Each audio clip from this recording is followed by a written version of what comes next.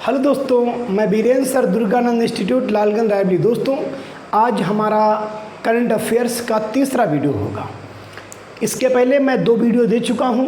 अप्रैल से continue series चल रही है। अप्रैल 2025 से लेकर के आपका मार्च 2025, फिर फरवरी 2025, हम ये ऐसे ही मार्च 24 तक जाएंगे। मेरा प्लान है कि इसको मुझे इसी महीने के अंत तक में फिनिश करना है।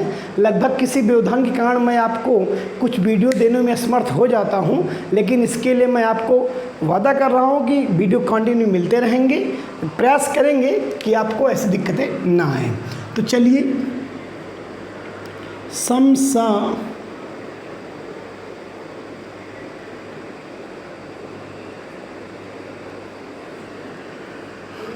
तो ये करंट अफेयर्स हैं और फोकस करेंगे। हमने आपको लास्ट दूसरा जो वीडियो मैंने दिया था करंट अफेयर्स का, उसमें आपको मैंने यहाँ तक बताया था कि चाय का निर्यातक भारत कौन सा राज्य है जो चाय का उत्पादक भी है, और भारत ने भी हाल ही में चाय के निर्यातक प्लेस में कौन सा स्थान ग्रहण किया। उसके पहले मैंने एक चीज़ और बताया उसी सेकंड वीडियो में कि चंद्रयान 4 के बारे में, चंद्रयान 5 के बारे में मैंने आपको बता दिया हूँ। ये मुझे उम्मीद है कि आप इसको बेहतर ढंग से किसी कॉपी पेन ले करके आप इसको राइटिंग कर लेंगे, और या तो फिर कंटिन्यू रात के समय जिस समय सोइए उसके पहले इस वीडियो को देख लीजिए। आप 2 की स्पीड में लगा लो, 1.5 की स्पीड में लगा लो, ऐसे लगा करके इस वीडियो को देख लो, आपको प्रॉफिट मिल जाएगा। आप ऑल इंडिया कोई भी एग्ज़ाम दीजिए, मैं पूरी क्लास पढ़ा लूँ, फिर आपको देखना इसी वीडियो से ही चीज़ें मिलेंगी। मैं इस चीज़ का आपसे वादा कर सकता हूँ। तो चलिए दोस्तों, अब देर न किया जाए, तो ये क्लास 0 नंबर 3 होगी, और आपको डिस्क्रिप्शन में उसमें लिख भी दिया जाएगा कि भाई कौन कौन सी क्लास है। तो आइए, एक आता है एंथोनियम महोत्सव। एंथू महोत्सव प्रश्न इस बात का है कि भारत के किस राज्य में एंथोनियम महोत्सव मनाया जाता है। तो एंथोनियम इसको नाम है, एंथोनियम, ठीक। एंथोनियम महोत्सव भारत के किस राज्य में मनाया जाता है। तो आपको आंसर आना चाहिए क्या, कि आपका आंसर यहीं पर आना चाहिए, मिजोरम। कहाँ पर आना चाहिए दोस्तों? मिजोरम। तो एंथोनियम महोत्सव 2025 आपके यहाँ कहाँ मनाया जाता है, मनाया गया, तो आप बताओगे मिजोरम में। अब दोस्तों, एंथोनियम है क्या चीज़? एंथोनियम एक पुष्प है दोस्तों, पुष्प है। इसका बड़ा आर्थिक महत्व है, और हाल ही में मिजोरम की सरकार ने सिंगापुर को इसकी पहली खेप भेजी है। इसलिए बहुत इंपॉर्टेंट क्वेश्चन बन जाता है, याद रखो इसको। अगर एग्जाम में क्वेश्चन आ जाए एंथोनियम क्या है, तो पुष्प है, और इसकी पहली खेप किसने भेजा है, तो आप बताओगे मिजोरम गवर्नमेंट ने भेजा है। क्लियर? यहाँ तक कोई डाउट? आगे बढ़ा जाए। और मैं आगे बताना चाहूँगा कि मिजोरम वाला कार्य फिनिश हो चुका है। अब शेष मिजोरम के बारे में आप जानते ही, भारत का पूर्वोत्तर राज्य है और 7 सिस्टर के राज्यों में शामिल है। क्लियर? अगली बात करेंगे। अब यही पॉइंट क्लियर हो चुका है। नेक्स्ट आया आपका जीआई टैग मुजफ्फरपुर गुड़।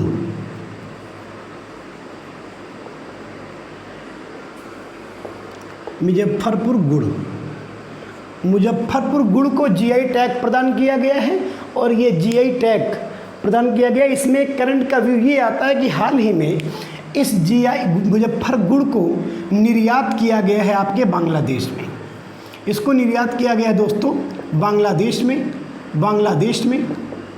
इसको फोकस करेंगे, और इसमें कुछ खास नहीं पढ़ना है। मुजफ्फरपुर वर्तमान में उत्तर प्रदेश का एक डिस्ट्रिक्ट है, राइट। उत्तर प्रदेश में कुल 75 ज़िले हैं। 76 ज़िले की प्लान बन है कि आगरा को काट के या इधर गोरखपुर की सिटी को काट के एक नया ज़िला बनाया जाए, लेकिन अभी कुछ नहीं। 75 डिस्ट्रिक्ट हैं, तो उत्तर प्रदेश का ही आपका एक ज़िला है, ठीक। मुजफ्फरपुर, वहाँ का जो गुड़ बड़ा फेमस है, और उसको निर्यात किया गया बांग्लादेश को। काट, ये भी आपका पिन। अच्छा, जीआई टैग के बारे में बताएंगे। तो जीआई टैग मतलब होता है जियोग्राफिकल इंडेक्स। ये भारत सरकार के द्वारा दिया जाता है एक टैग है। इसको मिलने से उस वस्तु की गुणवत्ता की प्रामाणिकता एकदम सिद्ध हो जाती है। इससे लोगों में विश्वास पैदा हो जाता है, और लोगों में जब विश्वास आ जाता है तो इसको लेने के लिए तत्पर हो जाते हैं। इसलिए इसकी वैल्यू बढ़ जाती है, उस वस्तु की वैल्यू बढ़ जाती है। और भारत ने पहली बार जीआई टैग आप बात करेंगे तो मिला था 2004 में आपके यहाँ दार्जिलिंग चाय को दिया गया था, राइट। चलिए आगे बात करें। तो यहाँ तक आपकी जानकारी में हो गया है। अगला एक पॉइंट करेंगे, हाइपर लूप परियोजना। दोस्तों हाइपर परियोजना गलत नहीं करने का दोस्तों, ये आपके यहाँ ICF चेन्नई इंटीग्रल कोच ठीक फैक्ट्री है। ICF चेन्नई ने हाइपर लूप परियोजना को लॉन्च किया है और इसमें क्या होगा कि आपकी सेम हाई स्पीड ट्रेनें चलेंगी। जैसे जो ट्रैक होता है वो अब सर्किल में होगा, ट्रैक मान के चलो ये से बना रहेगा, एक पाइपलाइन के अंदर ट्रेनें चलेंगी जिससे इनकी स्पीड और हाई हो जाएगी। तो ये परियोजना आपके यहाँ लाई गई चेन्नई में ICF फैक्ट्री की द्वारा। क्लियर, इसको भी याद रखेंगे तो गलत नहीं करना ये। और इस ICF जो चेन्नई आपके यहाँ बात करेंगे, जो ICF चेन्नई, दोस्तों ये ICF चेन्नई की बात करेंगे अगर, तो इंटीग्रल कोच फैक्ट्री ये आपके यहाँ ICF चेन्नई में है। और इसकी बात करें अगर तो इसी ने T18 भारत की T18 ट्रेन 18 का इसी ने निर्माण किया है। अर्थात इसका नाम है वर्तमान में वंदे भारत। आप जानते हैं इसका नाम वर्तमान में वंदे भारत है। और T18 आपके यहाँ भारत में पहली बार दिल्ली के सफदरजंग रेलवे स्टेशन से उत्तर प्रदेश के बनारस तक चलाई गई थी T18, इसी का नाम पड़ा वंदे भारत। आज जानते हैं आप भारत के लगभग जहाँ पर इकोनॉमिक सोर्सेज ज़्यादा मिले, जहाँ पर आर्थिकी ज़्यादा हो, जहाँ पर विदेशी पर्यटक ज़्यादा आते हों, वहाँ पर गवर्नमेंट इन परियोजना को, इन ट्रेनों को लॉन्च करने के लिए एक्टिव है, क्योंकि इनकी स्पीड नियर अबाउट 180 के ऊपर ही रहती है, उसके नीचे नहीं रहती। इसीलिए इस सरकार ने इस पर प्लान किया है। अभी हाल ही में आप जानते हो जम्मू से कटरा, मतलब कटरा से जम्मू तक आप अगर जाना चाहते हैं तो नियर अबाउट 270-72 किलोमीटर लंबाई है। और वहाँ पर विश्व का सबसे ऊंचा पुल एफिल टावर, फ्रांस के एफिल टावर से भी ऊंचा पुल आपके बना करके चिनाब नदी में बनाया गया है। और यही पुल से आप सोचिए भारत की जम्मू कश्मीर में, जहाँ पर दुर्गम क्षेत्र में हम लोग ट्रेन से यात्रा नहीं कर सकते थे, अब ट्रेन से यात्रा कर सकते हैं। ये कार्य आपके यहाँ वर्तमान में हाल ही में भारत सरकार ने किया है। तो याद रखो इसको, ये भी एक क्वेश्चन बन सकता है कि वंदे भारत अभी हाल ही में कहाँ लॉन्च की गई, तो आप क्या मारेंगे, तो बताएंगे कटरा से जम्मू तक। ये भी एग्जाम में क्वेश्चन इन फ्यूचर आएगा, राइट। तो ये भी फिनिश हो गया, आगे बढ़ा जाएगा। आगे बात करता हूँ मैं, तो कुछ अभ्यास हैं देख लेते हैं। उस अभ्यास की बात करेंगे, जैसे आपके यहाँ था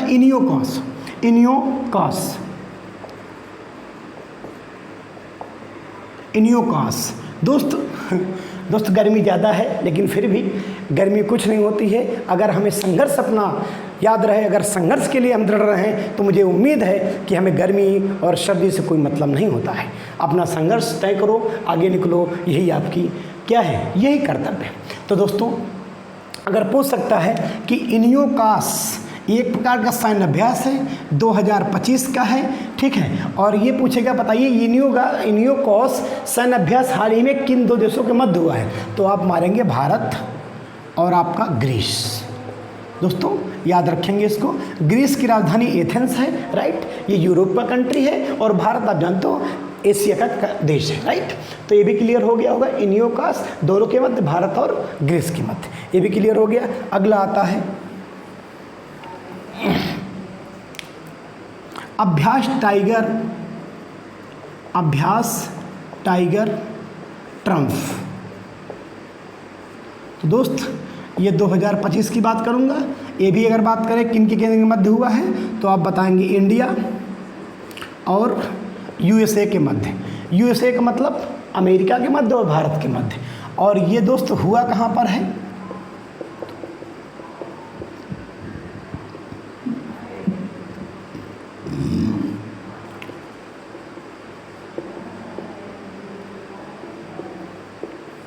ये दोस्त विशाखापत्तनम आंध्र प्रदेश में है।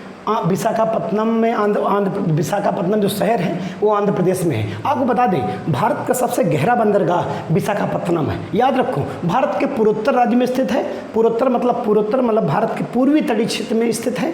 ये आंध्र प्रदेश का एक शहर है और इसी शहर में अभ्यास टाइगर ट्रम्फ चलाया गया है, याद रखो। और टाइगर ट्रम्फ से क्या मतलब जानते हो, वर्तमान में अमेरिका का राष्ट्रपति कौन है, डोनाल्ड ट्रंप है। सबसे अच्छी बात, आप ऐसे याद रखो, कोई दिक्कत नहीं है, राइट। तो इसको भी आपको दिमाग में रखना है, ये गलत नहीं होना चाहिए, ठीक है। अब बात करेंगे दोस्तों इसकी शुरुआत कब से हुई, तो इसकी शुरुआत 2019 से हुई थी, राइट। आगे बढ़ता हूँ, ये फिनिश हो गया। अगला आएंगे एक आता गाइया। गाइया गाइया गाइया आता है इसमें, इसका है GAIA, गाइया। एक प्रकार से मैं आपसे बताना चाहूँगा गाइया ये क्या था, तो ये अंतरिक्ष मिशन था। अंतरिक्ष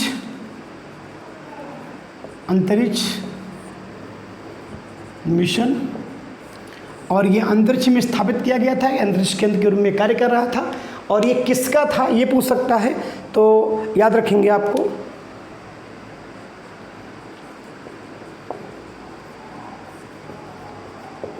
यूरोपीय अंतरिक्ष एजेंसी। दोस्तों यूरोपीय अंतरिक्ष एजेंसी जो गाइया उनका मिशन था, अंतरिक्ष मिशन था, इस मिशन को बंद करने की अनाउंसमेंट किया है। तो याद रखो, बंद करने की घोषणा यूरोपीय अंतरिक्ष एजेंसी ने किया है और ये उन्हीं का मिशन है। तो गाइया मिशन को बंद करने की अनाउंसमेंट कर दिया। कोई दिक्कत यहाँ तक? इस बात को मुझे उम्मीद है कि बेहतर आप समझ गए होंगे और एकदम ढंग से समझ जाएंगे, राइट। दोस्त आगे बात किया जाए अगर, तो इसी में एक आता है नौसेना अभ्यास वरुण। एक आता है अभ्यास वरुण। वरुण दोस्त ये 2025 में हुआ है। अभ्यास वरुण 2025 में हुआ है। ये भारत और फ्रांस के मध्य हुआ था। कहाँ कहाँ हुआ दोस्त? ये भारत और फ्रांस के मध्य हुआ, भारत और फ्रांस। तो अभ्यास वरुण की अगर बात करें हम तो 2025 में हुआ। कहाँ पर हुआ? भारत और फ्रांस के मध्य में हुआ, राइट। आगे दोस्त बात कर लेते हैं इसी वक्त। तो बस इतना याद रखेंगे, हाँ ये अभ्यास अरब सागर में हुआ था, ठीक।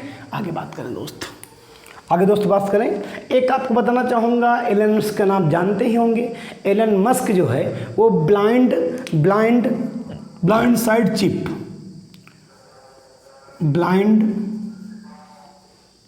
साइड चिप उसने बनाया है। तो कोई खास इम्पोर्टेंट नहीं है, लेकिन मैं आपको बता दिया हूँ। मतलब जो व्यक्ति अंधा है, उसको दिखाई नहीं पड़ता है, उसको एलन मस्क कहता है मैं दावा करता हूँ आपको आंख दे दूंगा, और आंख देने के चक्कर में आपको ब्लाइंड साइड चिप उसने बना दिया। लगाओ, काम खत्म, तुमको दिखाना शुरू कर देगा। तो भाई साहब एलन मस्क ऐसे ऐसे वादे करता है जो अजीबोगरीब है। आपको बता दें, एलन मस्क ने उसने अभी चिप उसने बनाया है, और चिप का उपयोग जानते हैं आप क्या? कि आप मेमोरी में लगा लीजिए, काम खत्म, जो कुछ करना करिए आप। अब बताइए, आपको नहीं याद है, सब आप मेमोरी में पूरी तरीके से भर लो, उसके बाद आप याद कर लो, सर्जरी करा लो, काम खत्म, लगा लो चिप, आपका माइंड काम करना शुरू हो जाएगा। ये तो बना दिया मोबाइल कि आप इंटरनल स्टोरेज बढ़ाना हो तो कोई दिक्कत नहीं है, आप बाहर से चिप डाल दो, काम खत्म। तो एलन मस्क की बड़ी अजूबी गरीबी कहानी है। अब हम क्या बताएं आपको, फिलहाल आपको याद रखना है, अगर एग्जाम में क्वेश्चन मिल जाता तो कर लेना, ठीक है। तो ये भी आपको हो गया था। अब थोड़ा हम बात कर लेते हैं चंद्रयान 5 के बारे में। शायद हमने बात नहीं किया होगा चंद्रयान 5। दोस्त चंद्रयान 5 के बारे में बात थोड़ा कर ही लिया जाए। तो चंद्रयान 5 सहयोग जापान, और उसके बाद इसरो के प्रमुख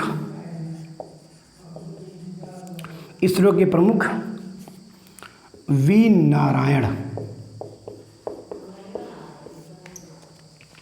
इसरो के प्रमुख वी नारायण। तो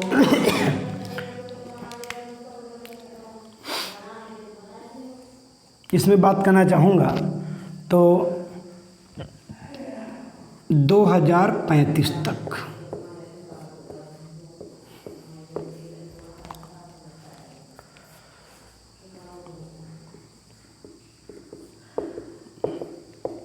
स्टेशन स्थापित करेगा भारत। दोस्त एक बात बताना चाहूँगा, मेरे पास कोई भी खास व्यवस्थाएं नहीं हैं। और मैं प्रयास कर रहा हूँ कि आपकी इन फ्यूचर व्यवस्थाएं बढ़ेंगी।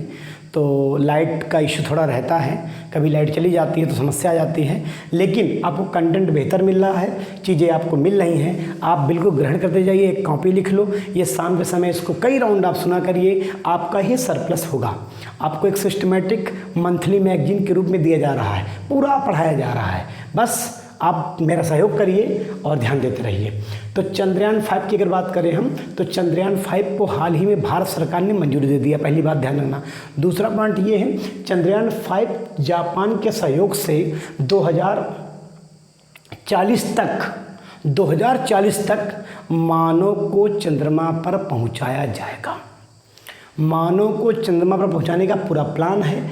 वर्तमान में इसरो के अध्यक्ष वी नारायण स्वामी हैं। वी नारायण जी हैं। आपको पता होना चाहिए इसरो जो होता है इंडियन स्पेस रिसर्च ऑर्गेनाइजेशन, भारतीय अंतरिक्ष अनुसंधान संस्थान। इसकी अगर बात करें, इसकी स्थापना 1969 में हुई थी और वर्तमान में बेंगलुरु में है, राइट। तो ध्यान रखो, इसका मुख्यालय वहाँ पर है। तो इसरो के प्रमुख ने इस बात को बताया है कि चंद्रयान 5 हम लॉन्च करेंगे, 2040 तक हम मानव को पहुंचा देंगे। कहाँ पर पहुंचाएंगे? चंद्रमा पर। और उन्होंने ये भी बताया 2035 तक अंतरिक्ष स्टेशन में, भारतीय अंतरिक्ष स्टेशन में स्थापित कर दूंगा। कहाँ पर? चंद्रमा पर। तो ये बात को ध्यान में रखना है। तो एक बात और मैं बताना चाहूँगा कि इसमें चंद्रयान 5 में जो रोवर रहेगा, वो रोवर का वेट 250 किलोग्राम रहेगा। दोस्तों, ये रोवर का वेट रहेगा 250 किलोग्राम का भेजा जाएगा। इस बात को आपको याद रखना, गलत नहीं होना चाहिए। चंद्रयान 5 आपको पूरी तरीके से समझ में आ गया होगा। कोई डाउट? आगे बढ़ता हूँ थोड़ा। अब इसी वक्त नोट बात करता हूँ मैं। नोट में क्या बात करूंगा? सर चंद्रयान 4 के बारे में नहीं बताया आपने। सर चंद्रयान 4 के बारे में आपने नहीं बताया। अरे दोस्त, कहाँ मैं चला जा रहा हूँ? बता तो रहा हूँ आपको। चंद्रयान 4 बताऊंगा, चंद्रयान 3 बताऊंगा, और आपसे जानते हो कि कंडीशन क्या बनी। तो आइए दोस्त बात करते हैं। चंद्रयान 4 की बात करें हम, तो चंद्रयान 4 आपके यहाँ 2027 में प्रक्षेपित होगा। दोस्त, चंद्रयान 4 2027 में प्रक्षेपित किया जाएगा। ये पॉइंट क्लियर हो गया होगा। अब आगे बात करना चाहूँगा हम कि और इसका उद्देश्य भी है कि चंद्रमा से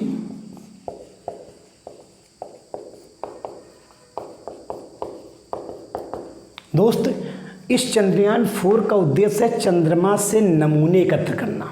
तो याद रखो, चंद्रयान 4 2027 में प्रक्षेपित होगा और ये चंद्रमा से नमूने लाएगा, जिससे जांच करेंगे। अब आगे हम थोड़ा बात इसी वक्त नोट में अब कर ही रहे हैं। तो चंद्रयान दोस्त, एक मिनट दोस्त, चंद्रयान 3 की बात दोस्त कर लेता हूँ मैं।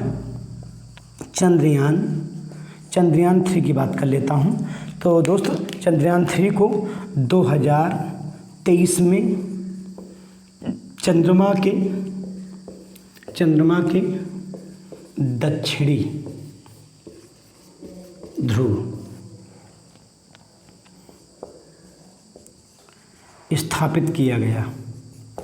दोस्त, इसकी अगर बात करें हम, और इसके प्रज्ञान का मतलब रोवर जो था उसका नाम था प्रज्ञान। रोवर का नाम था प्रज्ञान। इसका वेट था 25 किलोग्राम, और जितना बड़ा होगा उसी में उतने हम मिशन को और आगे बढ़ेंगे। तो दोस्त, गलत नहीं होना चाहिए। चंद्रयान 4 2027 में प्रक्षेपित किया जाएगा। चंद्रयान 3 2023 में आपके चंद्रमा के दक्षिणी ध्रुव में प्रक्षेपित किया गया। सफलतापूर्वक हम लोग स्थापित कर दिए। ऐसा करने वाला भारत, दोस्त, ऐसा करने वाला भारत विश्व का पहला देश है। दोस्त, चंद्रमा के उत्तरी ध्रुव में तो सभी लोग पहुंच गए, लेकिन चंद्रमा के दक्षिण ध्रुव में कोई नहीं पहुंच पाया। और ऐसा काम करने के लिए भारत ने अच्छा से काम किया। इसलिए ध्यान रखो कि चंद्रयान 3 कब लॉन्च किया गया? 2023 में। ठीक, इसके प्रज्ञान का नाम क्या, इसके रोवर का नाम क्या है? तो प्रज्ञान है। कितने किलोग्राम का? 25 किलोग्राम का दोस्त। और अगर पूछे कि बताइए ये कहाँ पर, तो चंद्रमा के साउथ पोल में। जिस प्रकार पृथ्वी में नॉर्थ और साउथ पोल होते हैं, उसी प्रकार चंद्रमा में साउथ और नॉर्थ पोल होते हैं। दोस्त, समझ में आ गया होगा। चंद्रयान 4 बता ही दिया, कोई दिक्कत नहीं होनी चाहिए। दोस्त, आगे हम बढ़ रहे हैं। अब आपको पूरी जानकारी दे दी गई है, आगे बढ़ा जाए। ये भी आपका पॉइंट क्लियर हो गया यहाँ तक। अब अब कुछ बात करेंगे हम खेल के पॉइंट बात करेंगे, खेल के बारे में बात करेंगे। जैसे hero Asia cup, hero Asia cup hockey, hero Asia cup hockey, hero Asia cup hockey 2025। दोस्त अगर पूछे कि ये कहाँ पर होगा तो आप बताएंगे राजगीर, राजगीर बिहार। दोस्त अगर प्रश्न आता है कि हीरो एशिया कप हॉकी 2025 कहाँ पर होगा तो आप बताओगे राजगीर बिहार में। कोई दिक्कत, ये भी फिनिश हो गया। ठीक, आगे हम बात करते हैं। इनमें कुछ खास नहीं है, बस वनडे एग्जाम के लेवल से हैं और कुछ नहीं है। अगला हम बात करेंगे तो थोड़ा एक और बात करूँगा। फीफा कप जानते होंगे, फीफा कप का संबंध फुटबॉल से है, तो फीफा के बारे में ध्यान रखना, आपको गलत मत करना। अगला है द्वितीय सेकंड,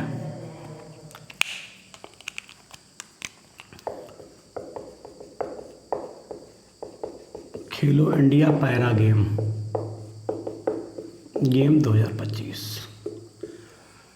तो पूछ सकता है कि बताइए कहाँ से कहाँ, मतलब कब से कब तक कहाँ हुए हैं। तो 20 से लेकर के 27 मार्च तक, ठीक, 2025। दोस्त कहाँ हुए हैं? नई दिल्ली में। इस बात को फोकस करेंगे आपको। इसका शुभंकर उज्ज्वला है, इसका शुभंकर उज्ज्वला है। और केंद्रीय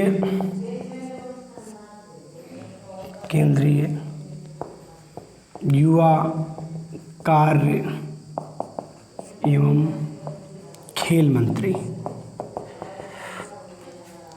मनसुख मांडविया। दोस्तों बस हमको ज़्यादा कुछ नहीं जानना है, हमको इतना जानना है कि द्वितीय खेलो इंडिया पैरा गेम्स 2025 कहाँ पर हुए।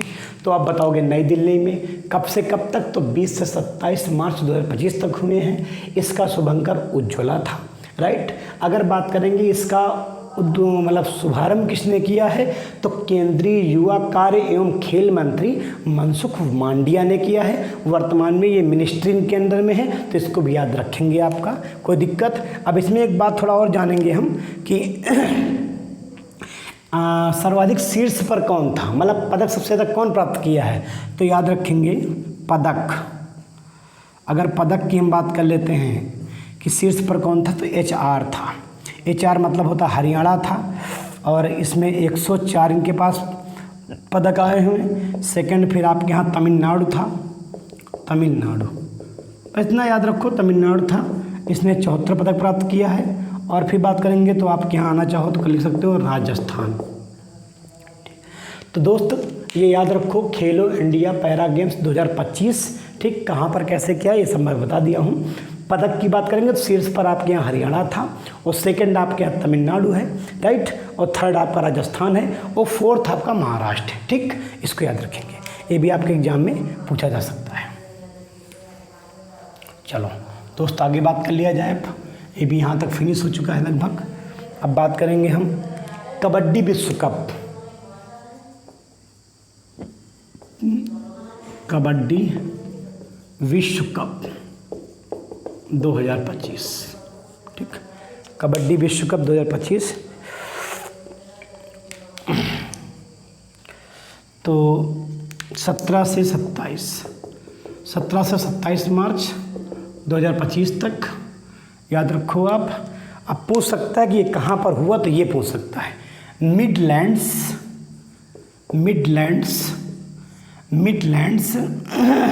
इंग्लैंड में है।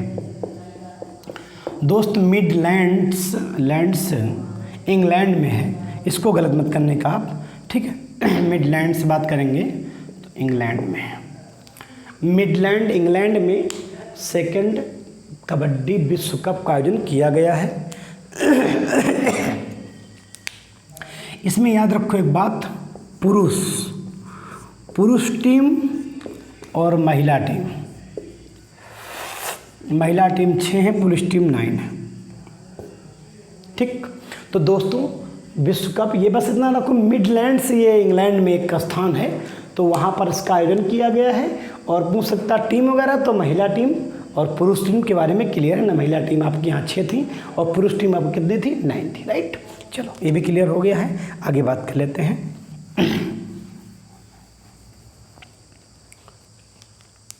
हाँ, एक बात यहाँ से एक बात और बताना चाहूँगा, इसी में स्टार बना पॉइंट लिख ही लेता हूँ कि इंडिया पुरुष टीम ने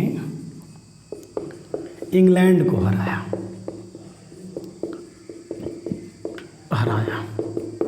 इसको याद रखेंगे। और अगर बात करेंगे हम इंडिया महिला की बात कर लें हम, तो महिला टीम ने भी इंग्लैंड को ही हराया। ये दोनों बात आपको ध्यान में रखनी है, गलत नहीं होनी चाहिए, ठीक है। चलो आगे दोस्त बात करते हैं। इसमें कुछ खास नहीं था, बता दिया गया आपको। अब आगे बात करेंगे तो एक आता खेलो इंडिया शीतकालीन गेम्स। खेलो इंडिया शीतकालीन गेम्स। इसमें दोस्तों बात कर लें हम कि खेलो इंडिया शीतकालीन गेम्स का कैसे क्या हुआ, तो ये भी आप शीतकालीन गेम जानते हो। शीत का मतलब ठंडी एरिया, तो आप जानते हैं कि होगा कहाँ, तो लेह में हुआ। और लेह आप जानते हो, कोई दिक्कत नहीं, वर्तमान में यूटी है, संघ राज्य है लेह। तो ये लद्दाख में है, लेह लद्दाख में है। और ये 23 जनवरी को शुरू हुआ था और 23 जनवरी को शुरू हुआ था, कोई दिक्कत नहीं होगी। और इसमें विजेता इंडियन आर्मी थी। इंडियन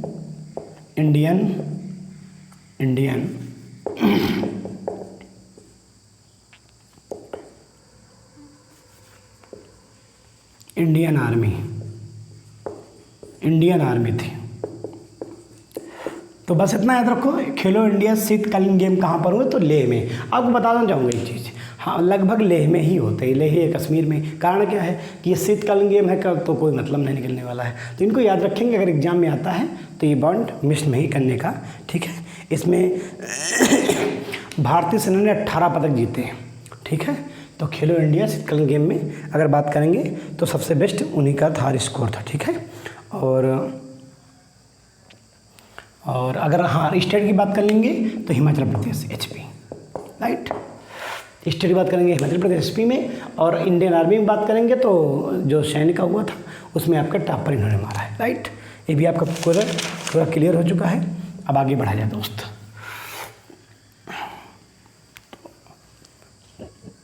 एक आता है, चलो छोड़ो फिलहाल एग्जाम में वो थोड़ा बात कर लेता हूँ ACC के बारे में। इसका नाम है एशियन क्रिकेट काउंसिल, ठीक। Asia cricket council, Asia cricket परिषद, राइट। अगर इसके बारे में थोड़ा बात कर लेता हूँ तो वर्तमान में इसमें नए अध्यक्ष के रूप में चुने गए हैं, तो मोहम्मद नकवी इस समय चुने गए हैं। इसके जो अध्यक्ष बनाए गए हैं, याद रखेंगे, मोहसिन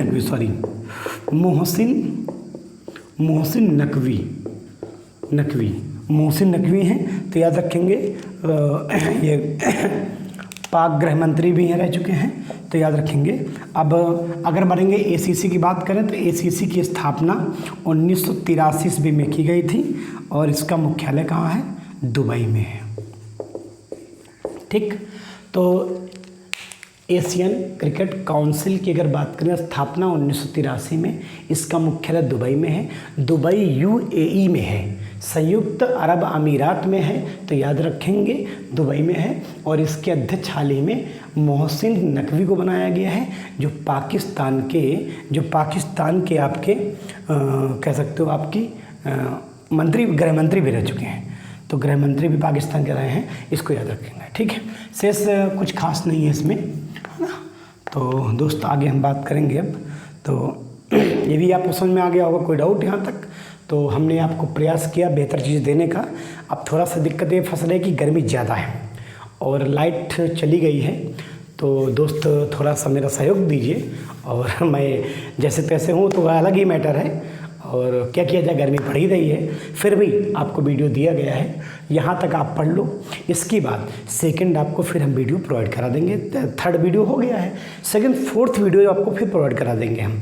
तो प्रयास करेंगे आपको चीज़ें बेहतर मिल जाएं और आप अपने लक्ष्य को भेज सकें, राइट।